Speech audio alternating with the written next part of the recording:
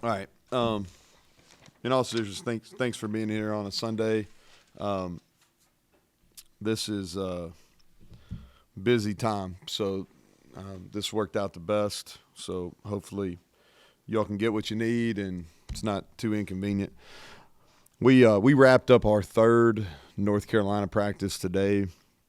We'll practice tomorrow morning, and then we'll give our guys off when we finish from about noon. They'll get off the rest of the day tomorrow, Tuesday, Wednesday, Thursday, and then we're coming back Friday evening, and we'll start a normal game week. So in our mind, Friday will be a Monday practice, and we'll carry on through that. Extremely busy. I think most of you all know that in college football right now. So signing day on Wednesday. So I'll see you again on Wednesday. We'll try to ask all your North Carolina stuff now today. That way we'll talk signees, and if we have the GAI or whatever GIAs for the portal guys, we'll talk about them too then if we can. But obviously recruiting been gone for most of 2 weeks during the week, and we've practiced the last 2 weekends. Portal is obviously open, so you work on retaining your own roster and trying to add the pieces we need. And so a lot going on. I want to congratulate, because I don't think I have an opportunity. First, starting with Beanie. I mean, 13th consensus All-American, huge honor for him, and he earned it. Zach Frazier also several All-American teams, and the Campbell Trophy went out to Vegas with him the week before last, and that's a huge honor. And then Jaheim White, he's made a bunch of freshman All-American teams, so proud of those guys. And then we've also, during this time, we've been scrimmaging our young guys. So we did it twice last weekend. We've done it 3 times. We'll do it 4th time this weekend. And so just some guys, because I know that you all want to know this, but I think defensively these are the guys I think are making progress. Our Corey McIntyre, Hammond Russell, Josiah Jackson, Asani Redwood. They've really had this weekend. They've really stuck out. I think they've had nice weekends. On Monday, or our Monday Night Football, are scrimmaging with our developmental guys, and then offensively, DJ Oliver, Nico's had a really good month of December, and Tyler Evans, who's a walk-on that's really coming on, and then 2 young tackles, Nick Cray and Johnny Williams. And so we'll scrimmage those guys tomorrow again, and then on Friday, and that'll be kind of the last developmental scrimmage that we'll do during this bowl prep. But it's been really good, and I think you all know this, but the redshirt rule, the bowl game doesn't count for red shirts anymore. And so even these guys that have played 4 games, like a DJ Oliver, he'll be up and be able to compete, which really helps. That's one of the rules that's been passed that actually makes sense. All right, that actually makes sense. And then our plan is in the bowl game is, some of these guys that have really come on, because you think about this, these guys that we made decisions on, in fall camp that they were going to be redshirted, they've gone through a 14-week off-season program with our strength conditioning, and then they scrimmaged once a week during every regular season week, and we did it 2 times on our mini, and then we've done it. We'll have 7 total during December, and so these guys are quite a bit better than they were in December, or than they were in fall camp. So there's going to be some guys, especially on special teams. We didn't play very well on special teams toward the end of the year, so we're going to give those guys some opportunities. Injury updates: Zach will miss the game. I think we've already said that. C.J. Donaldson will miss the game, and that's really my decision. He had surgery, and I thought it affected him right at the end of the game, especially in the Baylor game. And for him, as a head coach, you got to make decisions for the betterment of the entire program, but also for the right reasons for each individual. And I felt like that an off season was more important than him than not being able to play full speed in the bowl game. And so he's rehabbing, but he will not be available. And then I think Preston Fox, it's too early. And so we'll have a better idea when we get down to Charlotte. He's practiced a little bit, but we'll know more closer to the game. And so unsure on that one yet. But with that, I'll take questions. So besides that, and obviously the portal guys who are leaving, who I assume aren't going to play, anybody else who's opting out type thing, not going to play? Not to this point. Okay. Yeah, not to this point. And I'm trying to think here, Greg. I don't think we have anybody that's in the portal right now that's going to play. And so, and those have already been publicized. Y'all seen who's out. You can ask if you got somebody that's your, but everybody else, is going to play and be available. So with that, your defensive backfield it was thin to begin with. Now it's thinner with the portal losses. How do you adjust back there? Well, Hershey's the guy that was playing some. And then we've been playing, you've watched, we've been playing Marcus Floyd. We've been playing more of a kind of a 5 defensive backs, toward the back half of the year anyway. So Marcus Floyd will play there. And what we'll do is we'll have a rotation. We can play Aubrey can play some nickel, and then Malachi can bounce back and play some safety, and we can get Jacoby some more snaps at corner, which I think he's earned. And so we'll just move some pieces around and try to spell them by drive, all right, and just try to make do. Riley Collins could play a little bit more at spear. So that's how we'll kind of work our numbers. Talking to Beanie before you got in here, and he had a pretty good testimonial for your program. He said, some people go places for NIL money. I came here because I want to be a better football player. And he was a better football player. What's that speak? He's the first portal guy that's ever been a consensus All-American here. So what's that say for your program? Well, I think first of all, he's a good fit, right? This is kind of an underdog program. And so you think about his career, he goes to Western, kind of under-recruited out of Louisville. Goes to Western, has 3 really good years, transfers to Minnesota. And he played, I think, close to 350, 400 snaps last year, but was a rotational guy and wanted to have a better opportunity. And he came here and he just worked.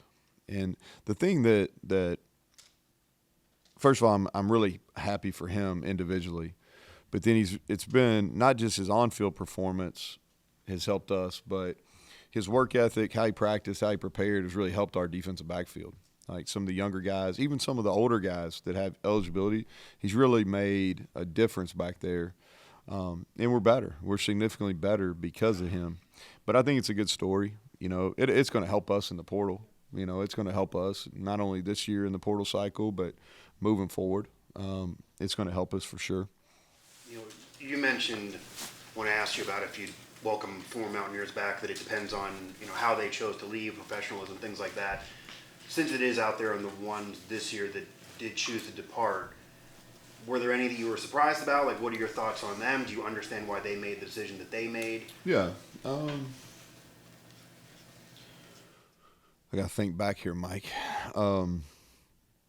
We lost. Let me say, I'll use Hershey as an example. Like Hershey, I really like, but he graduated, and I always.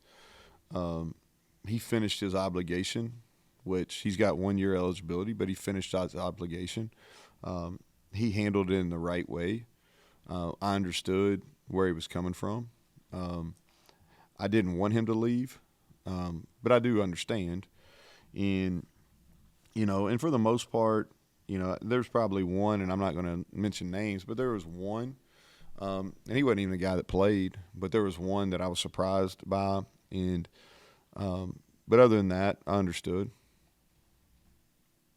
DJ Oliver, is he a guy that could potentially play in the backfield? Yeah. Yep. He's gotten better. He is, if you look at 2 of the guys, I think in our freshman class that have changed their bodies the most are him and Corey McIntyre. And they're both going to play a good amount of snaps. And so I'm excited too. I think, and this is one thing I'll say about North Carolina is, so North Carolina's had a few opt-outs. They've got some guys in the portal, just like everybody else in the country right now. But I also think in bowl games, it always goes to the team that's most excited. And they're going to play a lot of new guys in the game. And those guys are going to be really excited. And I think our guys that are going to play more, like a Corey McIntyre, because he's going to play more snaps on the defensive line because he's earned that right, and there's more opportunity since Mike left. So I'm excited to see him play, and I know, man, he's going to play with a lot of energy. And some of these other guys that are going to get some more opportunities on special teams and on our offensive defense, man, they're going to be really fired up about the game. And so, but DJ, yes, he definitely. How many carries? I don't know, but he definitely has the opportunity to play at running back. You know, it's going to be Jaheim, and he'll start, and then Jalen and DJ are going to be the guys that play. If Preston can't play, who returns punts and kicks? So Beanie or Rodney will be the punt returner, and then kickoff return it'll be either Rodney or DJ. Yates center. Yates will play center. Yeah. So Yates will play center, and then Malone will continue to play, and we'll have a little rotation there. Yeah, it's kind of like the first. I didn't mean to cut you off, Mike, but it's kind of, it's really kind of a peek into 24. You know, we talk about this too. It's like it's your finale for 23, and it's an opportunity to get to 9 wins, and it's really important. But it's also kind of your start of your 24 too, and for our O-line, that's really the case because Yates is playing, and so. But yeah, he'll start. I'm sorry, Mike. I was just going to just to clarify is. In terms of the returners with Rodney and Beanie, is that only if Preston can't go? 'Cause right now he's questionable, or yeah, If Preston, now we'll probably mix up kickoff return. You know, we're going to give Rodney an opportunity on kickoff return because we haven't been good enough there, and that's not Preston's fault. We just haven't been good enough, and Rodney's to the point now, and we've worked it for a month, so he'll do the kickoff return. If Preston can go, he'll do the punt return. If he can't, then Beanie will go. And he's done it in games, and it'll be a good showcase for him too, because that's another add-on for the next level. You're looking at North Carolina. What was the difference their first half of the season versus second half? Yeah, that's probably a question for them. You know, they're talented. You know, I think offensively they're in the top 10 in the country. And they've played pretty well offensively. They had some turnovers late, and but yeah, that's probably a question for them. You know, here's what I see. I see a group that's talented. I think they're dangerous because they're gonna have some new people playing, and I think sometimes like that's underestimated, especially in the bowl season. You know, everybody pays attention to who's not playing, but all these other guys got new opportunities, and they've been recruiting at a pretty good level, and so. We're gonna see some pretty good players. The scary, and I think I said this on that Zoom, on it seemed like forever ago. I guess it was, but it seemed like forever ago. The scary that running back is a really really good player, and we've played a bunch of good running backs this year, but he's as good as anybody we've played. And then defensively, they've got the ability to rush. They've got a couple pass rushers, and we haven't seen a lot of elite pass rushers this year, and they've got a couple guys that can really they have great speed off the edge, and so something we're really working on. Who's not playing? Beanie said it's been hard just to find film of Harold. Well, yeah. He's played a little bit. The thing that I'm using, I go back and watch him at Thompson in Alabama, and he won a couple state championships there. So when you think about him, I think two things stick out. First of all, he's really fast. He's a big kid that's really fast. Second thing is he throws the deep ball really well. And if you go back and you watch his high school tape, is post and go routes. He threw really well, and they've got some big body guys at receiver. And so are they going to look the exact same they did when Drake May played quarterback? I don't know. I think they're not going to ask their O-line to do a bunch of different things, but I think they're definitely going to have some quarterback run game. And I can see them throwing the ball off some play action stuff and getting the ball downfield. And I know he has a lot of confidence throwing the ball like on those deep throws, and he's talented doing that. The way you describe him sounds a whole lot like the way you describe Garrett. Yeah, he's just bigger. He's just bigger. He's bigger, and he's making his first start. But they will. I think they'll do some things that are similar to what we've done with some quarterback run game. And but I would bet, and I don't know this, okay, because I've been going in a bunch of different directions. But sometimes, like, and as good as, May's special, right? He really is. He's going to be the first or second quarterback taken in the draft, and he's special. But also when you're playing in these games, like there's going to be some energy around them playing. It's a chance for him. This is an opportunity for him now on a good stage. They brought in a transfer quarterback, and I guarantee you he's using this to show, hey, you know what, you might be bringing a transfer in, but I'm here and I'm ready to compete, and this is my job. And so, this is even though he hadn't played, he's really talented. Not about changing the subject. What's the difference around here a year later from last year? You got to lose the season, didn't get a bowl bid. Future unknown, Yeah. as to this year in the whole program. I mean, what difference does winning make?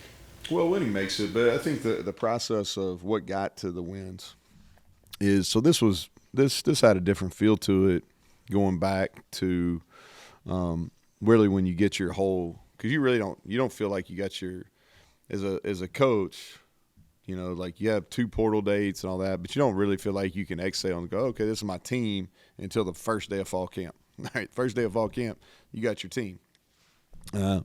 And so it's really had a different feel the whole time. It's and I think some of it is just our leadership's better. We made some significant changes schematically, defensively.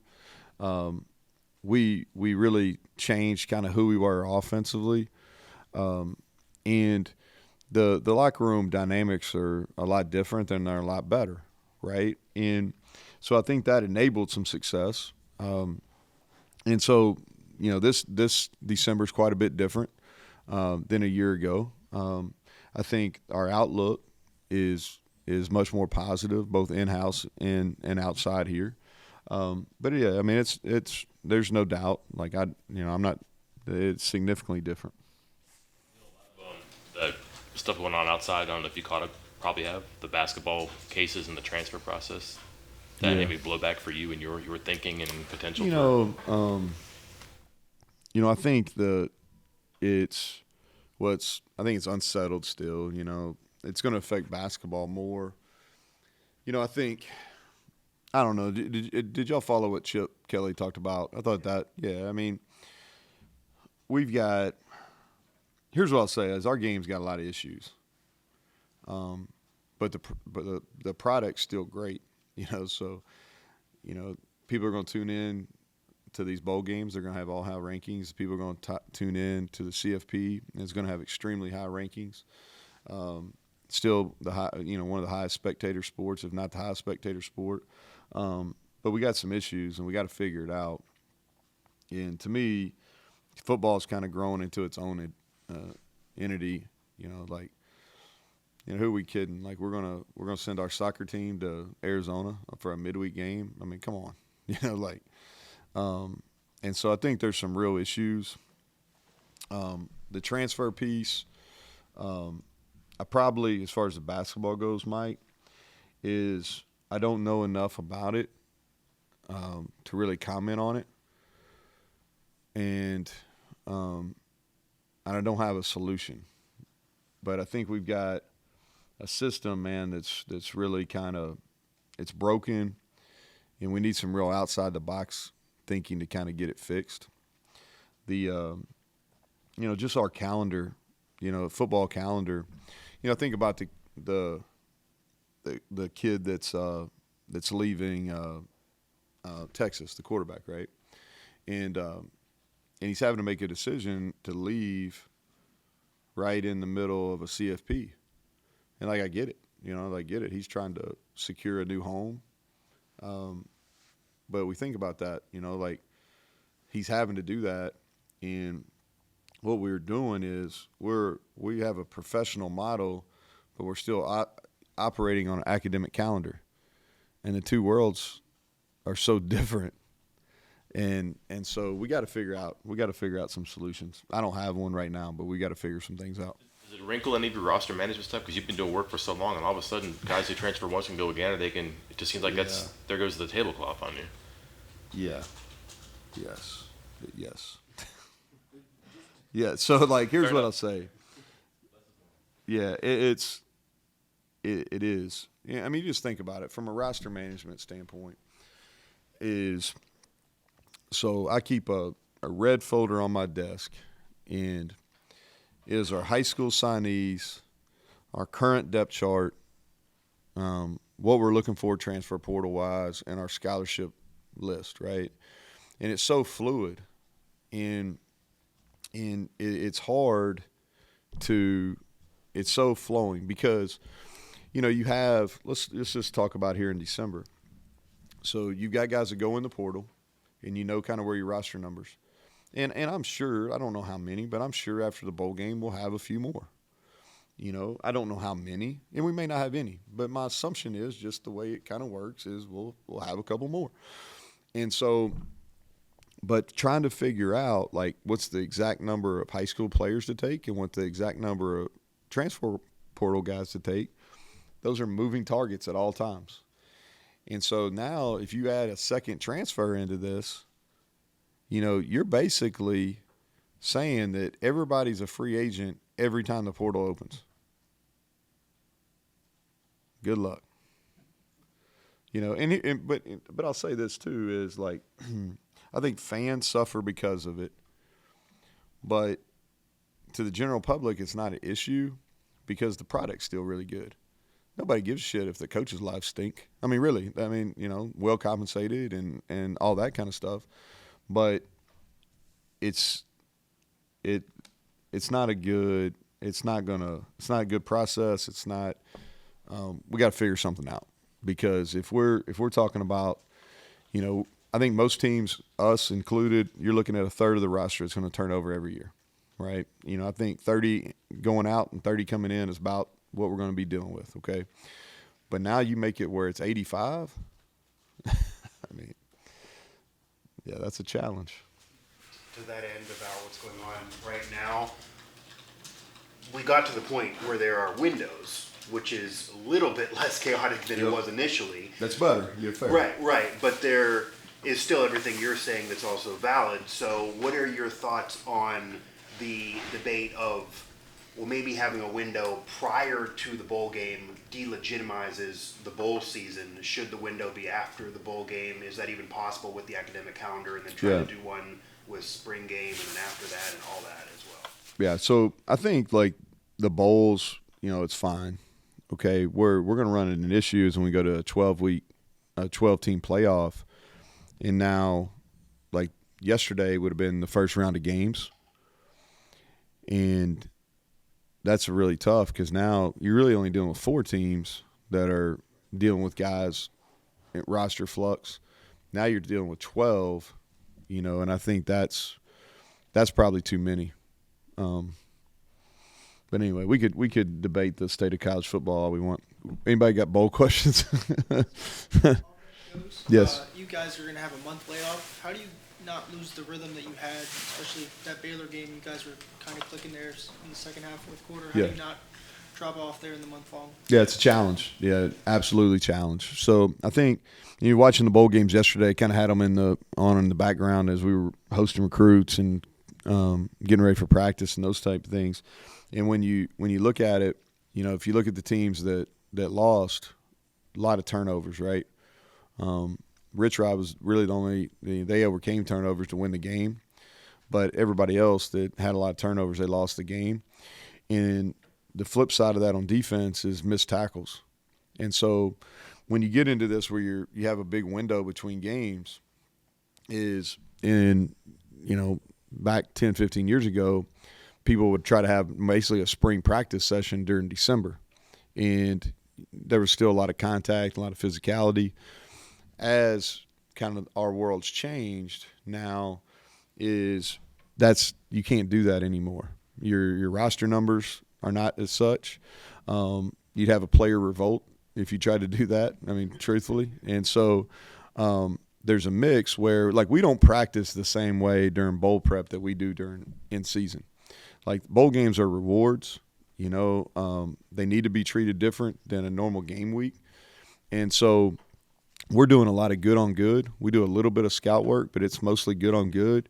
And we got about a 30-minute, per practice shorter than we do during a normal in season. And so the concerns from my perspective are twofold.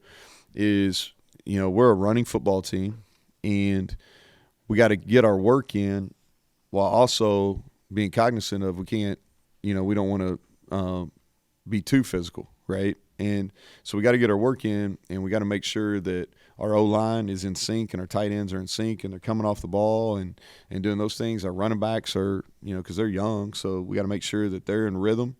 And defensively, the concern is playing the run, making sure we can take on double teams, make sure we can spill, all right, counter and things like that. But it is a challenge. It is a challenge, and we're not tackling. We're trying to be as physical as we can, but keeping people off the ground because we don't want to get people hurt this late in the year. But it is. But I think that's not only my concern. I'd say if you went and asked everybody around college football, they have the same concerns. So we got to figure it out and go down and play. And the expectation is we go down and play well and kind of build off what we did the last 7 games offensively. One thing, just to make sure, Montre Miller needs a waiver for next year? He needs a waiver. Yep. And I don't know as much about it. I would think he has a good case. I would It think. would be an injury waiver? Yeah. Yep. He had surgery and missed a year. Yep. Going back to what you made about bowls are about who's more excited. Fairly common. But the regular season's like that too, right? Why is it more important or more difficult? It is, but so when you get into these, when you get into both seasons, so like let's go back to the regular season, and so that season that's played out, and you're in a rhythm, right? Everything's in a rhythm. Your Mondays are the same, your Tuesdays are the same, your Wednesdays are the same, and so guys stay in a really good rhythm. And when you get into bowl prep, there's no rhythm, and so I think it's about, different people handle bowls different ways. And what we want to be is we want to be the freshest, and we want our guys to be really excited to play. And I think, like, how you handle your preparation, what kind of rewards you do, I think those things really matter. I think mixing in some young players really helps. That's why, like, the opt-outs and some of that stuff, I'm kind of like, or people going in the portal, I'm like, we'll be a little bit different than when we played at Baylor, but I don't know if that's all bad. Like, and North Carolina probably feels the same way. Anybody else? Y'all good? All right. Thank y'all.